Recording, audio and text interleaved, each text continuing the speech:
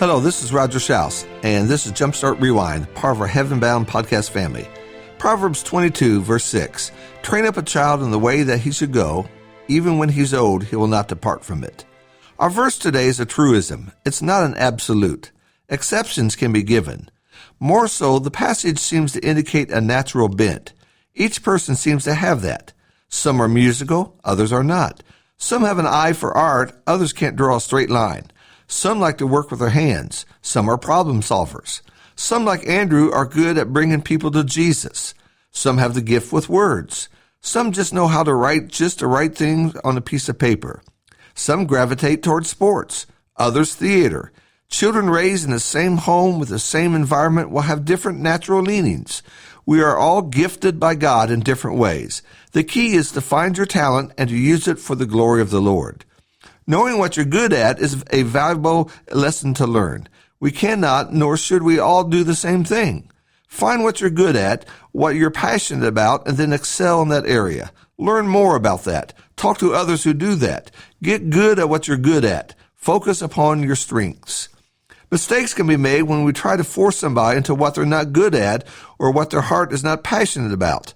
I see that among my grandchildren. Some would like to spend the whole day outdoors. Others give them a book and a quiet place, and they are content to spend hours that way. Give the outdoor person a book, and he'll whine and sigh and fidget. But put the bookworm outside, and he'll complain about the bugs and the heat and want to go inside. The way that they should go. Now consider, first, the passage doesn't say the way that his parents want him to go, or more so, the way that dad wants him to go.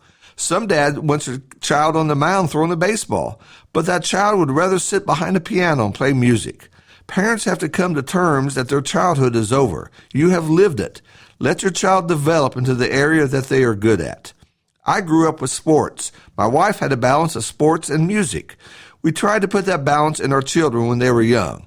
It's hard to know what your child is good at or likes until you try some different things. Sports. Which one? You may bounce for a few seasons between this sport and that sport to see if your child has a liking for any of them. You may try piano classes to see if there's any interest there. It's hard, it can be expensive, and it takes patience. Second, whatever direction your child leans toward, a foundation of God is foremost. If he leans toward sports, he'll be an athlete that is a good sportsman. He will be a gracious loser and a humble winner. If your child leans toward the arts, he'll honor God by what he does. Most important than sports, the arts, the clubs, the travel leagues, is walking with the Lord. As a parent, we often forget that God has plans for our children. His plans may not be what our plans are. Learning to stick with something, learning to be honest in what one does, learning to think of others are lifelong lessons that will shape the heart of your child. Third, as a parent, we need to teach our children that no matter what they are, they will never really be alone because God is with them.